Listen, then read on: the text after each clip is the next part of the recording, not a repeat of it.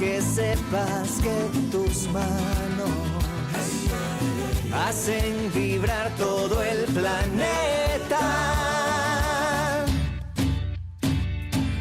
Siembra la tierra con cariño, le das al pueblo el milagro de estar vivo.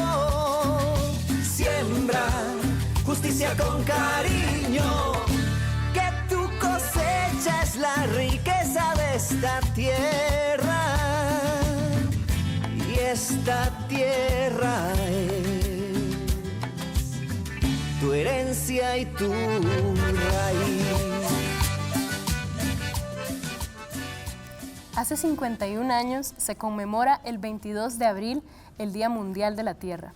Esta iniciativa ha sumado voces en todo el planeta, colectividades de personas científicas, organizaciones sociales y todas unidas para hacer un llamado de alerta por la crisis global ambiental que se atestigua desde ese momento, en torno a temas de contaminación de las aguas y las tierras, la extinción de especies y biodiversidad y, por supuesto, la crisis social que eso provoca en un planeta cuyos territorios están sometidos en mayor o menor medida a un modelo de producción capitalista. Y medio siglo después, todavía, no se perciben las políticas necesarias para detener o revertir estas acciones de grave peligro para el planeta. Y las personas que están ahí luchando, defendiendo la naturaleza y el ambiente, cada vez son más y más víctimas de persecuciones aguerridas por parte de incluso utilizan los mecanismos judiciales de cada país para criminalizar a estas personas que defienden el ambiente, a vista y paciencia muchas veces de las autoridades estatales. Por eso estamos aquí hoy, este 22 de abril, para conmemorar este día a través de una discusión muy pertinente que nos parece que pues hay que dar respecto a la ratificación del Acuerdo Escazú en Costa Rica. Vamos a conocer qué es este acuerdo, sus alcances, la polémica que ha generado y cuál es el particular rol que ha tenido Costa Rica en este acuerdo, en este tratado internacional. Para ello vamos a saludar a las personas que nos acompañan acá en el estudio del Canal 15, la señora vicepresidenta de la República, Epsi Campbell Barr. ¿Cómo está? Muy bien, muy contenta de estar en esta discusión. Qué dicha que nos acompaña. También nos acompaña el señor Enrique Ulate, quien es el presidente del Tribunal Agrario del Poder Judicial. ¿Cómo está, señor Enrique? Muchas gracias, Ana María, por la invitación y igual muy satisfecho de estar este día 22 de abril tan significativo para nuestro planeta Tierra. Así es, y también nos acompaña el profesor investigador Mauricio Álvarez de Kioscos Socioambientales. ¿Cómo estás? Un gusto, la verdad, compartir la mesa con todas y todos ustedes y también contento, porque para mí también es un aniversario de ser ecologista y este 22 de abril estaría cumpliendo 30 años de ser ecologistas, entonces ya es una doble celebración. Qué bueno, qué bueno. Vamos a empezar este programa, doña Epsi, tal vez si usted nos puede ayudar a explicarle a la audiencia en qué consiste el acuerdo regional, se llama, su nombre completo es el Acuerdo Regional sobre Acceso a la Información, la Participación Política y el Acceso a la Justicia en Asuntos Ambientales en América Latina y el Caribe. Se le nombra también Acuerdo Escazú en honor justamente al nombre Bribri que tiene el cantón escazuseño de Costa Rica. Así que si usted nos ayuda a explicarle a la audiencia de qué se trata este acuerdo. Bueno, este es un acuerdo que se firmó en agosto de hace 3 años. Justamente el 4 de marzo de este año conmemoramos 3 años de haber firmado el Acuerdo de Escazú. Y son unas discusiones que se hacen en el contexto de la Comisión Económica para América Latina, la CEPAL, en una región del mundo de la que forma parte Costa Rica, donde ser activista proambiente ha sido permanentemente un peligro de vida, literal. Es un acuerdo que persigue varias cosas y yo diría las 2 más importantes para efectos de este debate en el contexto del Día de la Tierra. Tiene que ver con el derecho a la participación de las comunidades en los temas ambientales, en las decisiones ambientales o que afecten el ambiente que se tomen en el contexto de nuestros estados. El segundo gran tema es de protección a los defensores de la tierra, las defensoras de la tierra, a esas personas que han puesto y que dan un aporte significativo para proteger los recursos naturales, la biodiversidad y la tierra. Y finalmente, tal vez uno de los objetivos que menos es debatido es el derecho al desarrollo sustentable que tenemos todas las personas. Por lo tanto, se convierte un país como Costa Rica, que ha tenido una voz importante a nivel internacional, que se firmase ese acuerdo aquí, lo que asumimos es un compromiso en esas 3 dimensiones.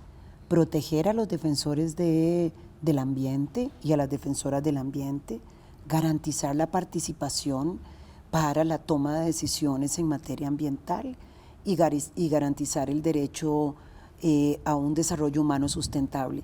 Y yo creería que eso es lo que enmarca los objetivos del Acuerdo de Escazú y por eso es absolutamente pertinente. Uh-huh. Además, Costa Rica estuvo participando como país líder junto a Chile en la proposición de Sí, bueno, tratado. El acuerdo se llama Escazú, ¿verdad? Y eso no es un tema menor. Costa Rica lideró las discusiones y producto de su propio liderazgo se logra el acuerdo. Costa Rica entiende que eso es una materia que nos compete como país, pero a nivel regional. La gran cantidad de muertes de activistas ambientales en la región es la región del mundo en donde más personas mueren producto de esa acción social necesaria de proteger el ambiente. Y Costa Rica además ha promovido las discusiones relacionadas con el Acuerdo de Escazú. Hace poco más de 2 años, yo misma deposité el Acuerdo de Escazú en las Naciones Unidas como parte del inicio de un proceso. Y ahí tuvimos una participación muy importante de algunos países que ya lo han ratificado, porque entendíamos que no se trataba solo de liderar las discusiones, de llegar al acuerdo, sino de convertirlo en una herramienta jurídica que nos cubra a todas las personas en este país. Bueno, ya iremos conversando sobre qué pasó desde ese momento del 2018 hasta ahorita, ¿verdad? Pero vamos poco a poco. Primero le quería preguntar a Mauricio, usted como ambientalista desde hace 30 años y que recientemente publicó un libro que tiene que ver con su investigación sobre la criminalización al movimiento ecologista en Costa Rica. Se llama Una memoria que se transforma en lucha, 30 años de criminalización del movimiento ecologista en Costa Rica, y recuenta casi 100 hechos de violencia contra personas que defienden el ambiente en este país, ¿verdad? Un país que esto parece casi ser muy disonante con una imagen que se ha promovido a nivel internacional de un país pacífico, verde. Tal vez si nos comenta al respecto de esto, ¿por qué es importante en ese contexto la aprobación de este acuerdo? Sí, cuando hemos presentado este tema, esta investigación, pues en algún momento se presentó en Asamblea Legislativa y es un tema que no necesariamente es agradable, ¿verdad? Porque involucra asesinatos, circunstancias extrañas y en algunas cosas muy directas, ¿verdad? Como los últimos 2 asesinatos de líderes indígenas. Y bueno, yo lo que presentaba era como un círculo de violencia, así como se habla del círculo de violencia contra las mujeres o contra los niños, ¿verdad? Donde hay etapas y no necesariamente es algo circular o lineal, sino es algo que se va construyendo en condiciones, ¿verdad? De una desigualdad de poder o una desigualdad económica y en general uno podría explicarse que Latinoamérica es una de las regiones más violentas, no solamente contra activistas, sino contra los migrantes, sino también contra las mujeres, digamos, son los índices de asesinatos, son las zonas con mayores asesinatos y más violentas, digamos, del mundo. Uno diría que tiene que ver o lo puede ver como un fenómeno que viene creciendo junto con la desigualdad, ¿verdad? Desigualdad social, desigualdad de oportunidades, donde se generan condiciones de violencia estructural y en el caso de los ecologistas y las personas ecologistas ha sido un proceso de muchos años, bastante difícil de estudiar como en un solo conjunto, porque son situaciones muy diversas, ¿verdad? Estamos hablando de líderes campesinos, estamos hablando de lo que podría ser una génesis de terrorismo de Estado, porque algunos de los datos que yo recuento fueron guardias civiles que operando armas del Estado asesinaron a un activista en un bloqueo, digamos, que se daban en los casos de Zigzaola, por ejemplo, en los casos donde la violencia siempre, la represión es más activa, digamos, de parte de los cuerpos del Estado. Entonces, claramente, cuando uno dice esas palabras, pues evidentemente genera mucha desazón en una cultura donde se ha tratado de resolver las cosas de una manera diferente. Por lo menos hay esa intención y eso se reconoce, digamos, pero también está bien señalar lo malo y ponerlo ahí sobre la mesa y que hay condiciones cada vez más estructurales de violencia. Claro, no solo es lo malo, sino lo real, ¿no? Que estás recontando en tu investigación, casos de violencia específica, asesinatos y otro tipo de violencia hacia personas defensoras del ambiente. Tal vez don Enrique nos pueda ayudar a comprender qué implicaciones tiene en concreto la aplicación del acuerdo respecto a la normativa costarricense. Sí, bueno, en primer lugar, creo que hay que contextualizar este acuerdo tan importante en la dinámica del Estado de Derecho, como lo es Costa Rica. Y considero que el acuerdo da un paso hacia un Estado social y ambiental de derecho, y eso tiene un trasfondo también porque no es solo a nivel nacional que impacta, sino como lo decía doña Epsi, es una decisión en plano regional, y eso tiene que ver con la parte, digamos, la incorporación de Costa Rica a una serie de organismos regionales, como es la OEA, como es el Sistema de Integración Centroamericana, en cuyos instrumentos se establecen esos derechos de participación, derechos de información y de acceso a la justicia ambiental.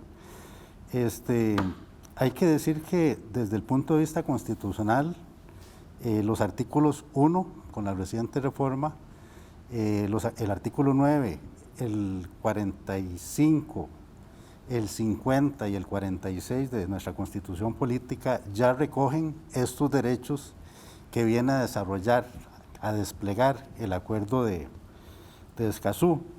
Pero también hay que mencionar que la opinión consultiva de la Corte Interamericana de Derechos Humanos, la famosa 23 del 2017, de alguna manera también recogió estos derechos que en concreto plasma el acuerdo de Escazú. Participación ciudadana, acceso a la información en todas las decisiones, digamos, en materia ambiental y el acceso real a la justicia ambiental. O sea, que estos derechos ya están garantizados. Ya están garantizados, incluso tenemos antecedentes muy valiosos de la misma Sala Constitucional donde han reconocido estos 3 derechos y los ha desarrollado. ¿Qué es lo que pasa? Que al aprobarse, al ratificarse el acuerdo de Escazú, incluso con solo el hecho de suscribirlo en nuestro país, de acuerdo a la misma línea de la jurisprudencia de la Sala Constitucional, ya el contenido de ese acuerdo debe ser de aplicación inmediata y obligatoria por los órganos jurisdiccionales ordinarios y por la misma Sala Constitucional. Y eso es así porque inclusive ya yo encontré por lo menos 3 sentencias de la Sala Constitucional en donde los ciudadanos, a través de amparos, han invocado el incumplimiento de la aplicación del acuerdo de Escazú, por ejemplo, en derechos básicos como es el derecho a la participación ciudadana. Una de esas resoluciones, por ejemplo, es la 8833 del 2019, donde se invocó esa falta de acceso a la información por parte de un ciudadano en un proyecto del Banco Mundial con Incopesca, y en ese caso se invocó el acuerdo de Escazú, ¿verdad? Eso es para poner solo un ejemplo de las implicaciones que podría tener a nivel nacional y lógicamente, a mi juicio, cualquier tribunal ordinario podría hacer uso ya del instrumento y aplicarlo en casos concretos para mejorar la efectividad de la tutela de estos derechos. Quiere decir que este instrumento jurídico internacional puede ser una herramienta para las personas que defienden el ambiente y para la protección en sí del ambiente y de los derechos de acceso a información, acceso a justicia y a participación ciudadana. Vamos a irnos a un corte en este momento y ya volvemos con más detalles al respecto de este acuerdo.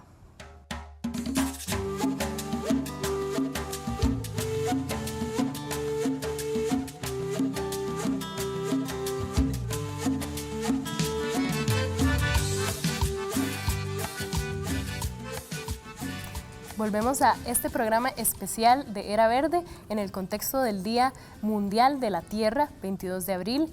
Y este programa, bueno, mencionar que es una colaboración con kioscos socioambientales y también con el Observatorio de Bienes Comunes de la UCR.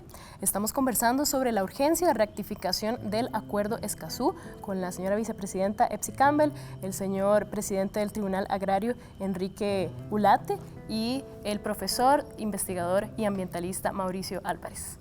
Bueno, en febrero del 2020 justamente fue aprobado el Acuerdo Escazú por unanimidad en la Asamblea Legislativa. Veamos un pequeño extracto de esa aprobación. Señoras diputadas y diputados, a partir de este momento manifestarán su voluntad con respecto al primer debate del expediente 21.245.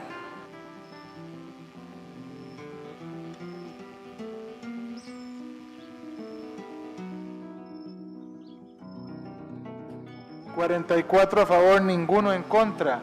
Aprobado en su primer debate.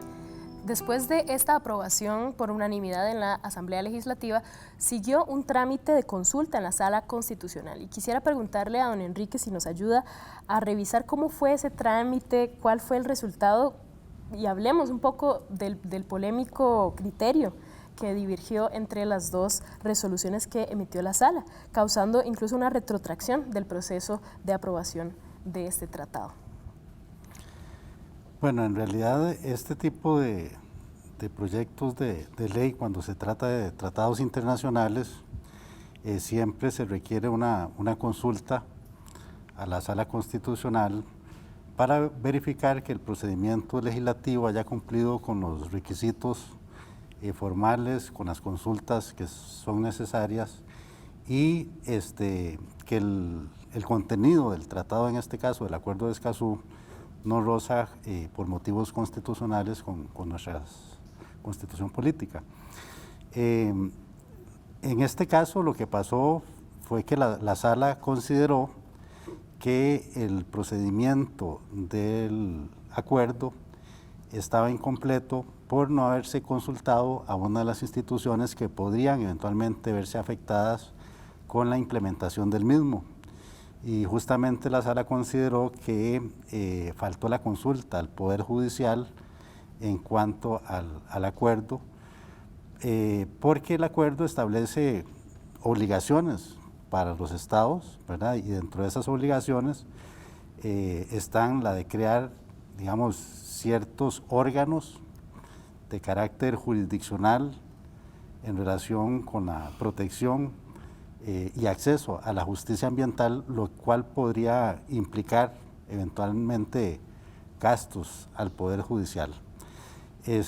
Lógicamente esa decisión de la Sala Constitucional tiene una repercusión, que es que ante esa decisión se le consulta a Corte Plena si realmente incide dentro del orden interno y del procedimiento del Poder Judicial, y Corte Plena por mayoría consideró a través de un informe que sí incidía en su situación, sobre todo presupuestaria.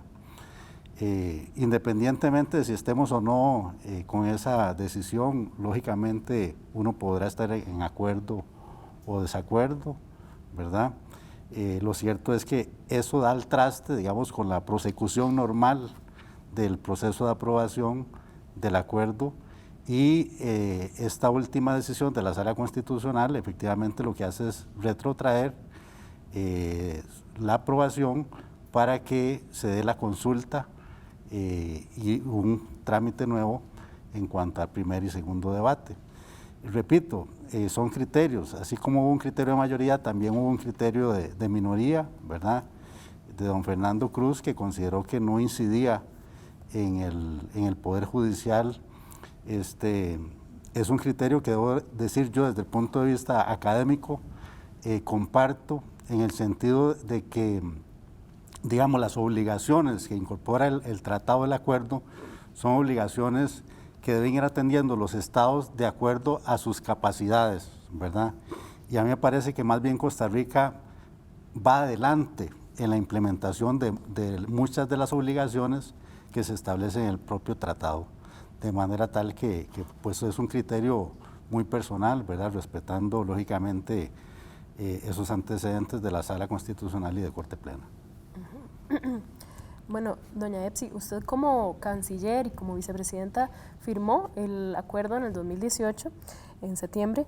Sin embargo, el acuerdo es discutido en la Asamblea hasta el 2020 y bueno, ya después de los trámites que nos comenta don Enrique, finalmente en agosto del 2020 la Sala Constitucional vuelve a emitir su pronunciamiento, pero es hasta el 12 de abril de este año que se convoca para sesiones extraordinarias y, bueno, recientemente recibimos la noticia de que fue desconvocado nuevamente. Entonces, quisiera preguntarle, ¿verdad?, ¿de qué manera interpretamos esa acción, tomando en cuenta el compromiso que usted nos ha comentado que tiene usted y el Poder Ejecutivo con la aprobación de este tratado? Bueno, yo quisiera empezar reafirmando, Ana María, que hay un compromiso absoluto de parte del Gobierno de la República y que ese compromiso ha tenido diferentes momentos para manifestarse. El primero es cuando realmente firmamos en el contexto de las Naciones Unidas el compromiso, lo hacemos con la CEPAL, que había sido codirector, hemos participado en diferentes debates para acelerar el proceso, pero tampoco podemos decir que la dinámica política y legislativa de nuestro país ha sido del todo sencilla. Entramos en un tiempo de pandemia muy complejo, nosotros tuvimos que discutir además un proceso para ordenar las finanzas públicas muy duro, ¿verdad?, porque también fue parte de un proceso participativo muy importante que generó muchísimas opiniones, porque teníamos décadas de no tomar decisiones en materia fiscal. De manera que, más allá de las prioridades, habían unas urgencias de tipo económico para el país en el año 2019, finales 2020, y la pandemia nos hizo cambiar radicalmente la agenda. En este momento, el Gobierno de la República, entendiendo que lo que queda es volver a la Asamblea Legislativa para retrotraer, como muy bien lo ha planteado don Enrique, retrotraer la discusión al primer debate, corregir los vicios en procedimiento que fueron identificados por la Sala, lo presenta de nuevo este 12 de abril y sin embargo, bueno, por un tema más de estrategia legislativa que otra cosa, en función de las prioridades que ha planteado el gobierno y las discusiones que tiene en sede legislativa, se retiró, pero se va a volver a presentar en los próximos días para continuar el proceso y lograr el acuerdo definitivo.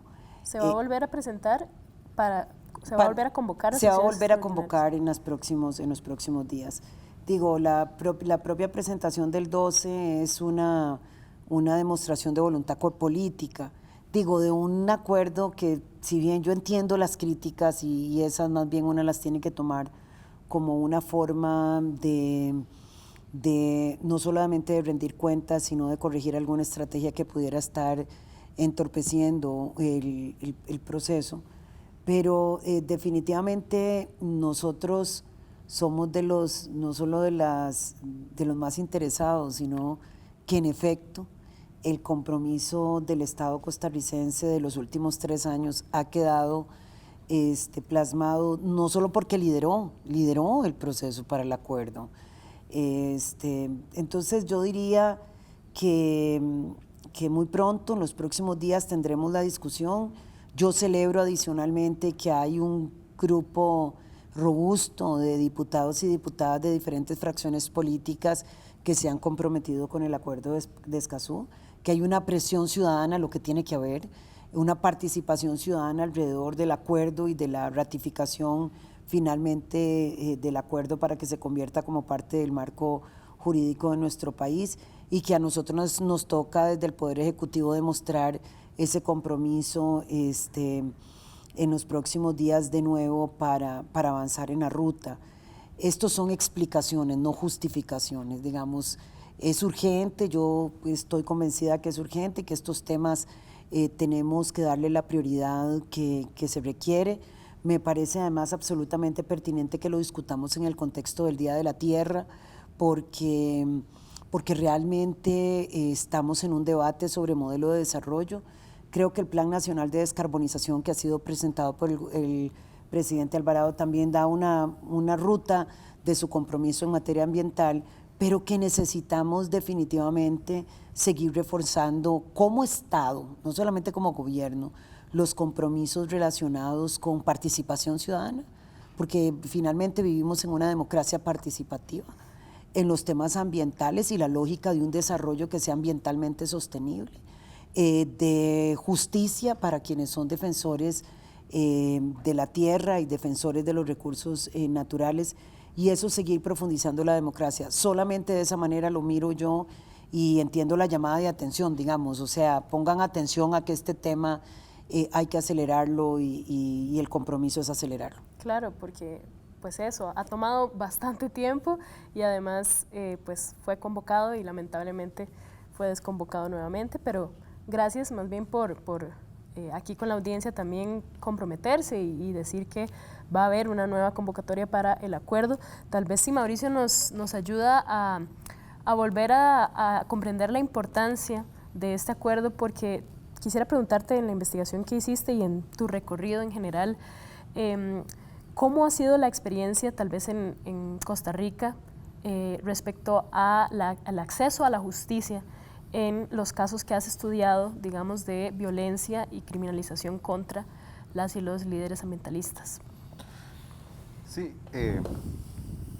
por ejemplo, habría que decir que, primero de entrada, de que los magistrados cuando emiten criterio, a mí me pareció bastante pobre su razonamiento en el sentido de que el tratado, el acuerdo le puede generar costos al país, pero le puede generar ahorros al país y al sistema judicial en su conjunto. Si usted ve las estadísticas anuales, se presentan 1.500 recursos de amparo para que las instituciones den información, ¿verdad? Para que nos den de un proyecto o que nos den, ¿verdad? Si el protocolo, si el acuerdo estuviera funcionando, pues ahí hay un ahorro, porque el ciudadano, digamos, se le pone un rango muchísimo mayor, y si bien va a haber un ajuste entre que las instituciones se acostumbran y la empresa privada y todo el mundo se acostumbra a rendir cuentas, ¿verdad? Y finalmente, porque ha habido también una tendencia a judicializar todos los conflictos socioambientales, son tremendamente acaparadores. Por ejemplo, la Sala sacaba informes de cuántos recursos llegaban sobre el tema del agua o cuántos llegaban sobre el tema, y son demasiados, ¿verdad? Y eso implica que si bien algunos derechos están puestos, no hay todavía un ejercicio total y no se cumplen, ¿verdad? Entonces, bueno, ahí hay una clave, ¿verdad? ¿Y por qué es además necesario el acuerdo? Porque en este momento, por ejemplo, si uno analiza el conflicto en territorios indígenas, hay 12 líderes y 2 activistas que serían como defensores ambientales, más ecologistas o activistas, y 12 personas de comunidades indígenas líderes que están amenazados de muerte. Yo estuve tratando de revisar sus casos judiciales y la mayoría de ellos, por ejemplo, presentó denuncia penal, ¿verdad? Me dijeron en redes sociales que me iban a descuartizar, me dijeron que me iban a linchar, ¿verdad? Como lo han hecho con el dirigente indígena Pablo Cíbar, ¿verdad? Que no solamente lo han dicho, sino que lo han mordido, lo han baleado, lo han cuchillado, lo han perseguido, ¿verdad? Y está reconocidamente amenazado de muerte. El sistema judicial en este momento, ¿qué le ofrece? Le ofrece de vez en cuando una patrulla cuando el asunto se pone caliente en los territorios, o hay recuperación o hay linchamientos, porque hay un grupo organizado en este momento que monta 300 personas, un operativo así, y van y linchan un líder y lo matan, que ha pasado en al menos una ocasión, y en el otro, pues más el uso de sicarios, ¿verdad? Entonces, ¿qué pasa con estos casos, verdad? El sistema judicial, primero, no tiene una figura más allá para proteger activistas, ¿verdad? Porque ¿qué se les ofrece a ellos? Salir de las comunidades, ¿verdad? Someterse al programa de atención de testigos, que es muy limitado, y bueno, el acuerdo de Escazú nos podría dar las pautas, ¿verdad? Por lo menos para ir creando la cultura de que es una realidad que existe, ¿verdad? Es una realidad que no podemos darle la espalda porque ya hay asesinatos alrededor de estos casos y hay todo un aparato de justicia y un aparato también en general del Estado que no ha podido evitar, ¿verdad? O contener un conflicto tan complicado, ¿verdad?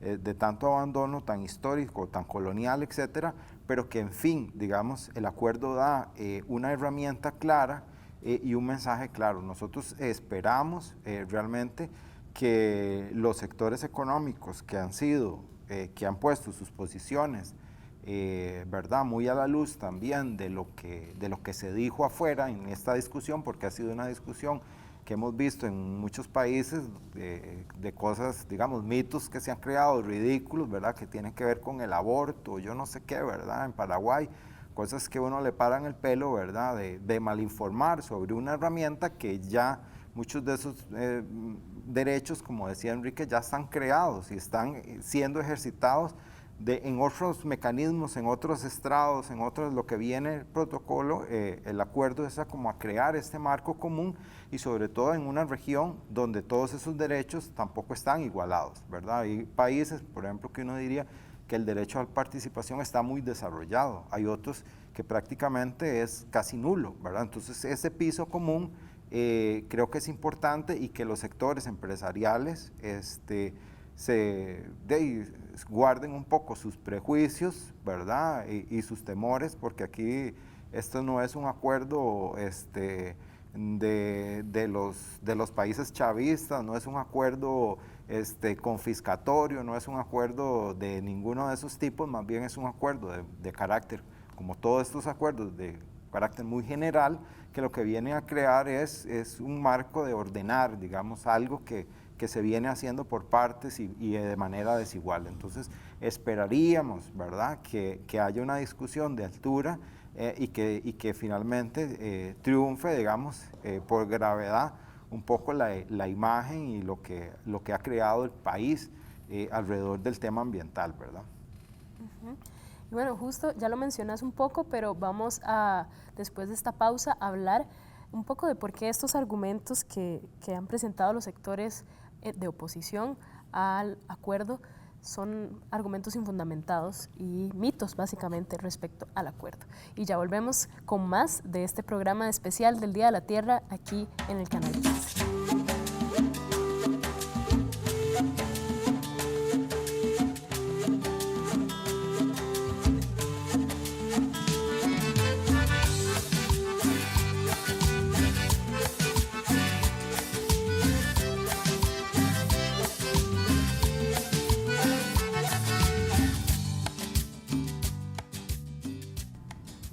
Volvemos a este programa especial por el Día de la Tierra en el que estamos discutiendo, conversando y conociendo a profundidad de qué se trata el Acuerdo Escazú y por qué es importante su ratificación por parte de Costa Rica, uno de los países que justamente lideraron esta propuesta.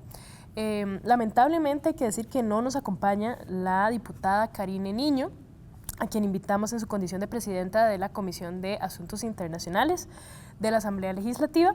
Con ella queríamos justamente conversar sobre los mitos y los argumentos que usan los sectores que han estado en oposición respecto al acuerdo. Pero me parece que tal vez con Mauricio podamos conversar sobre eso, ¿no? ¿Qué problema presentan esos argumentos de quienes justamente han llegado a la Asamblea Legislativa a hacer lobby en contra de este acuerdo?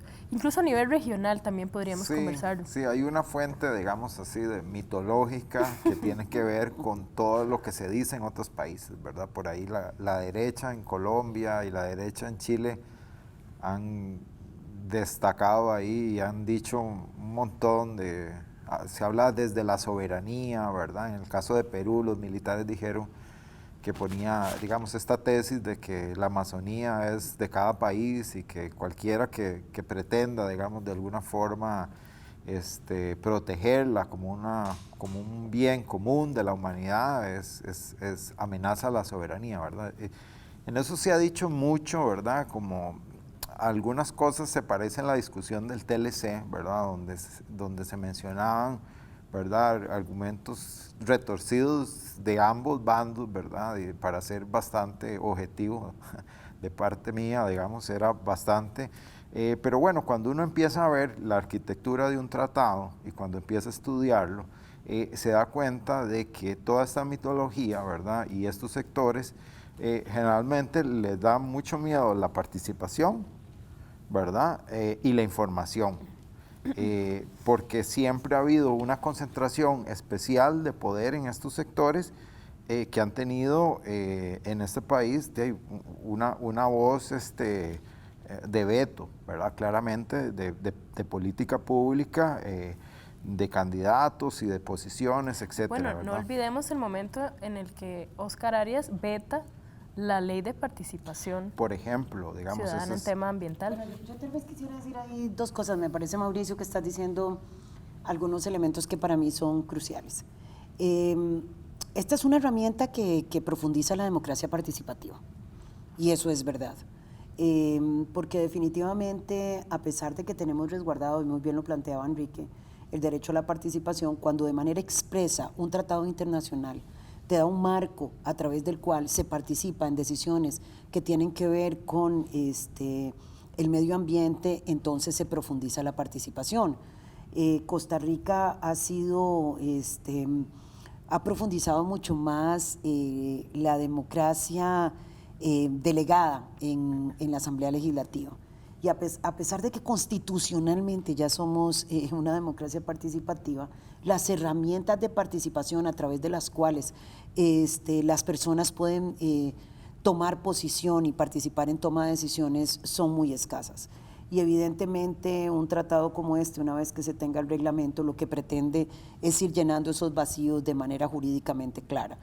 Y a mí me parece que ahí tenemos un tema que es un tema de fondo. Este es un país que tiene una vocación democrática importante y en donde nosotros tendríamos que seguir avanzando en aspectos que le garanticen al ciudadano, a la ciudadana, y principalmente, digo yo, a los defensores ambientales, pero también a mí me alegra mucho que sea un acuerdo internacional y que no sea una ley, no sea una ley doméstica, digamos, porque la verdad es que el planeta no tiene límites políticos de los que nos ponemos nosotros mismos. O sea, lo hemos visto en algunos casos específicos, como las tortugas. Bueno, las tortugas no tienen idea dónde llega la frontera de Costa Rica y dónde la de Nicaragua. Y en materia de protección, cuando una se pone a pensar y cuando pensamos en los acuerdos internacionales en materia climática, digamos, los compromisos de París, etcétera, y pues tiene todo el sentido del mundo. Y tiene sentido que el país no solamente acoja aquello que promovió, sino que el debate nos permita para hablar de qué tipo de democracia es la democracia a la que estamos apostando. Yo cada vez veo más gente joven reclamando participación en la toma de decisiones, asumiendo compromiso con los temas ambientales, hablando claramente sobre algunas decisiones que deberían de ser consultadas. Y a mí me parece que quizá lo que pasa en otros países y lo que ha pasado aquí con algunos sectores debe ser un pretexto más bien para fortalecer lo contrario, para decir, esa es la democracia a la que Costa Rica aspira, que sea una democracia que siga profundizando esos mecanismos a través de los cuales, en este caso, los defensores ambientales tengan la posibilidad de ser protegidos en su condición de activistas ambientales, pero que la sociedad como un todo tenga la posibilidad y tenga los mecanismos para participar en aquellas decisiones que les competen, porque finalmente, nos parezca o no, el ambiente le compete a todo el mundo. Creo que ese aumento en la participación también tiene que ver con el aumento en la urgencia, ¿verdad? El aumento en la contaminación de las aguas, de las tierras, el aumento en la violencia que reciben justamente las personas que están más cerca a territorios que se ven más vulnerabilizados. El modelo, digamos, Por nosotros, supuesto. ¿por qué hoy es más importante?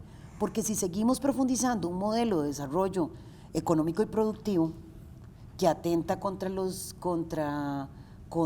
recursos naturales y contra el futuro del propio país, y no tenemos mecanismos de participación, lo que le estamos apostando es al conflicto, ¿verdad? Definitivamente. Entonces, sí me parece que también en ese sentido hay una ruta que deberíamos nosotros de entender que es una ventaja a todas luces de que el país tenga ya ratificado, y por eso nosotros tenemos que hacer la tarea que nos toca. No crean que esto implica que pienso que la tarea está en el otro lado. Nosotros como gobierno de la República, como gobierno central, nos toca hacer la tarea y la vamos a hacer. Tal vez, Epsi, ya que se refiere a esto, también yo me pregunto, más allá de la convocatoria del acuerdo que usted ha mencionado que se va a hacer, me pregunto si hay otros mecanismos por parte del Ejecutivo como de brindar discusiones respecto a este acuerdo y si es posible, si ha sido posible gestarlas o no, o francamente no. Bueno, yo quisiera aquí relevar y poner darle un reconocimiento al viceministro de Diálogo Social, nuestro Randall Otárola. Randall él está a la cabeza de un viceministerio de Diálogo Social que ha entendido que uno de los temas es el Acuerdo de Escazú, y de hecho él ha sido uno de las piezas fundamentales para decir que el momento es ahora, o sea, que el momento para presentar el proyecto de ley en sede legislativa, para votarlo, es ahora. Y creo que además el Consejo Económico Social y otros mecanismos de participación que tenemos que seguir fortaleciendo tienen que estar adicional al acuerdo, o sea, y que el Acuerdo de Escazú, que ya es una discusión, por eso hablo del viceministro Otárola, es una discusión en comunidades, en pueblos indígenas, es una discusión con grupos ambientales, es una demanda directa de líderes comunales y líderes estudiantiles. Tienen un espacio ahí no solo de escucha, sino de intercambio para fortalecer los argumentos y asumir los compromisos que nos toca asumir. Don Enrique. Sí, yo quería anotar 3 puntos que me parece importante y reforzar lo que dice Mauricio de doña Epsi. El primer aspecto que mencionaba Mauricio sobre ese mito de que afecta la soberanía de los países, y que sabemos que era una discusión incluso anterior a la suscripción del tratado, es que en el mismo documento, en el mismo acuerdo, el artículo 3 establece como principios el principio de soberanía permanente de los estados sobre sus recursos naturales y el principio de igualdad soberana de los estados. Ahora, hay que, como decía doña Epsi, ¿qué tipo de soberanía queremos? Podemos hablar de soberanía cuando hay muchos recursos compartidos en cuencas hidrográficas, en recursos marinos, en especies silvestres, ¿verdad? Lógicamente el concepto de soberanía es superado por estas particularidades que son propias de nuestra región, y bueno, eso es una particularidad de la Amazonía también, evidentemente. Lo segundo es que ciertamente es un acuerdo internacional, pero no es cualquier acuerdo internacional. Una de las principales características de este acuerdo es que establece derechos concretos, y eso significa que no requiere ninguna norma de implementación a nivel interno para que las personas, los ciudadanos, las comunidades los puedan ejercitar, los puedan hacer valer. Y eso es importantísimo, porque esa es una de las características de los tratados de derechos humanos, y con particular interés este. Y el tercer elemento es, también a propósito de las comunidades indígenas, es que en todos los segmentos, en todos los artículos de esos derechos a la participación, a la información y al acceso a la justicia, se pone particular énfasis a la protección de poblaciones vulnerables, para que esos derechos sean realmente efectivos, porque son las que tienen más limitaciones para poder ejercitarlos. Y tomando en cuenta estas aclaraciones que usted hace, le quería preguntar, ¿el Poder Judicial tiene conocimiento de que esto es así, o existen opiniones encontradas? ¿Qué ambiente le ve a usted porque como lo mencionaba doña Epsi, se viene una consulta directa al Poder Judicial, por eso es que se retrotrae la opinión de la Sala Constitucional para que el Poder Judicial pueda pronunciarse, digamos? Entonces, ¿qué ambiente hay en el Poder Judicial respecto a el acuerdo? Yo pienso que es un aspecto que se puede volver a estudiar, ¿verdad? Digamos, con mayor calma, y valorar realmente los alcances del acuerdo dentro de lo que ya tenemos dentro del Poder Judicial.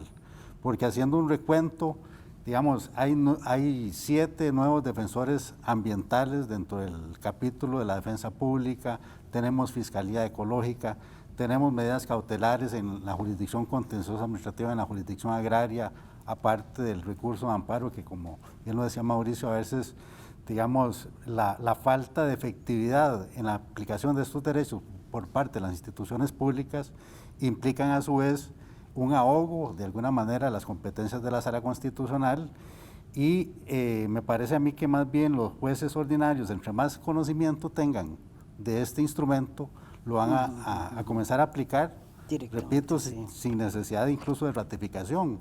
¿Por qué? Porque ya incluso hay precedentes de la misma Sala Constitucional. Entonces yo más bien lo veo como una oportunidad valiosa, ¿verdad?, de que se vuelva a discutir. Si se tiene conocimiento, entre más se difundan este tipo de actividades, lógicamente creo que se va a lograr ese consenso necesario para la ratificación. Muchas gracias. Bueno, ya nos vamos acercando al cierre de este especial. Para ello quisiera pedirles a cada uno de ustedes que pues nos regale unas reflexiones finales y nos despedimos. Pues de ahí a mí me gustaría pensar que ha habido, digamos, que no ha habido el lobby de los empresarios con el gobierno, que inclusive pues tenían un ministro ahí que tuvo que irse como para que se empezaran a aflojar algunas cosas, y entre ellas esto, ¿verdad? Ha habido un proceso de bastante desregulación en este gobierno ambiental, ¿verdad? Entonces, de alguna forma, ha estado como, no quisiera decirlo así, pero bastante secuestrado por los intereses empresariales, ¿verdad? Entonces, de alguna forma uno sí esperaría cierta consecuencia, porque sí, por lo mismo que decía Epsi, o sea, yo conozco a Epsi desde la época de activista, y todos los que están hoy en el gobierno de alguna manera van a volver aquí, digamos, y a estos espacios, y bueno, va a tener que haber esa voluntad, no solamente de la fracción del gobierno, sino también una posición, yo creo que más vehemente de parte del gobierno para neutralizar las posiciones de verdad, que pueden, que hay muchas condiciones para que se politice el asunto, ¿verdad? Y más que vemos como alrededor de 20 o la mitad de los diputados quieren ser presidentes, ¿verdad? Entonces complica aún más el escenario. Todos los días aparece uno nuevo, y entonces le da a uno la noción de que cualquier chispa ahí va a hacer fuego, ¿verdad? Y entonces yo creo que esperaríamos que en este último tracto, ¿verdad?, más de ahí, con lo que se está, digamos, negociando, que es un préstamo del Fondo Monetario, ha habido una clara, digamos, golpe a la clase media, a la clase al empleado público, etcétera, uno esperaría, ¿verdad?, que haya por lo menos premios de consuelo al final de la administración y de esta legislatura, como para que finalmente tengamos por lo menos esta herramienta para, digamos, una mejor calidad de vida para todas y para todos. Bueno, yo por supuesto que tomo la estafeta de demostrar el compromiso. Me parece que es válido y que cada quien tiene que hacer lo que le toca hacer en el espacio en el que está. Y por eso es que sí creo que es súper importante que las organizaciones ambientales tomen también el espacio que tienen que tomar para garantizar que acuerdos de este tipo se consoliden en marco jurídico y que el gobierno de la República haga lo que tiene que hacer. Digamos, en eso, de nuevo digo, no son justificaciones, a veces una lo que da son explicaciones de los complejos ambientes que tenemos. Yo además estoy convencida de que una mirada más verde, un desarrollo verde con soluciones económicas basadas en la naturaleza, con una mirada más femenina, con una lógica en la cual no estén por un lado los protectores del ambiente y por el otro lado quienes les vale un comino, digamos, que eso vamos a ir consolidándolo en el nuevo modelo de desarrollo. Y yo me imagino el nuevo modelo de desarrollo costarricense como un modelo, y trabajamos para eso, como un modelo biointeligente, ¿verdad? Que utilice la inteligencia artificial y los recursos naturales de una manera tal que nos permita tener bienestar a todas las personas. Y eso es una partecita del Acuerdo de Escazú. El Acuerdo de Escazú lo que nos permite es mirarnos en el sentido mucho más integral, viendo que la participación es fundamental para la toma de decisiones, entendiendo que hay unas personas todavía en este momento que tienen que colocarse como defensores y defensoras del ambiente, mirando que el acceso a la información es fundamental y la rendición de cuentas es fundamental para fortalecer la democracia, y entonces yo lo que quiero es que nos veamos como aliados y aliadas en este tema. Yo aquí, más que defender la posición de un gobierno de la administración Alvarado Quesada, vengo a mostrar el compromiso de que lo hagamos juntos y juntas, que esto tiene que pasar por el bien de todos y todas, ¿verdad? No podemos verlo de otra manera, y que el Acuerdo de Escazú tiene que ser una herencia que tenemos para el presente, pero principalmente que pensamos en el futuro, en esa otra lógica de desarrollo. Así que más bien muchísimas gracias, creo que es una maravillosa manera de celebrar el Día de la Tierra, porque es celebrar a las defensoras y a los defensores de la tierra, a muchas mujeres que además quedan invisibles en este trabajo de activismo. Mucho más visible es el liderazgo masculino, y a esas muchas que en otros países también han perdido la vida, que también aquí en Costa Rica han puesto el cuerpo enfrente para proteger la casa de todos y todas. También en ellas pienso, cuando pienso en el acuerdo de Escazú, pienso en las ecofeministas que realmente dan un paso adelante, ahora las más jóvenes que nos inspiran y nos obligan a tomar decisiones. Así que es un compromiso que saquemos esta tarea y la saquemos por el bien de Costa Rica y por el bien de la Madre Tierra en el Día Internacional de la Tierra. Gracias. Don Enrique.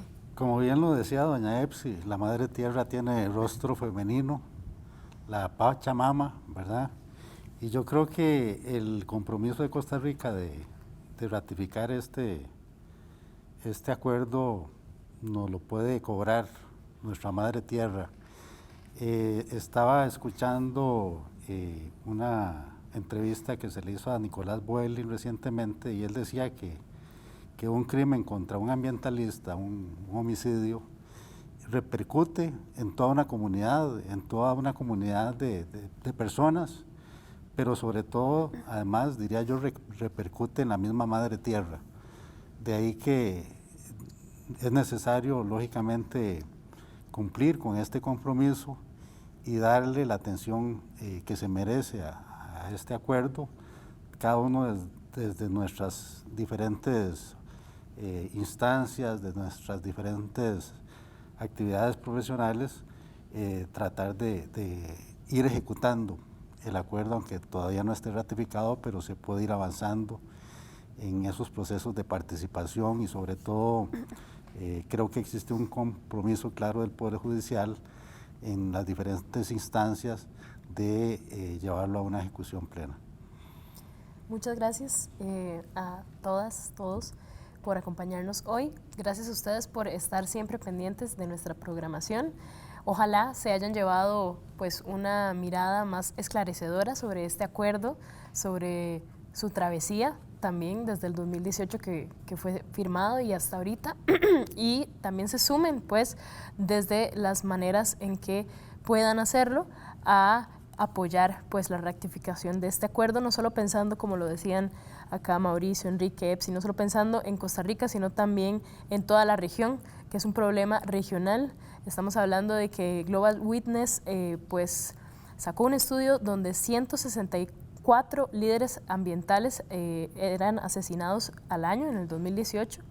Es una cifra muy alta y quienes lideran esas cifras son justamente países de la región, Guatemala, México, Brasil, y pues por eso es importante este acuerdo. Así que muchas gracias por acompañarnos hoy. Seguimos con más de programación del canal UCR, Televisión con Sentido.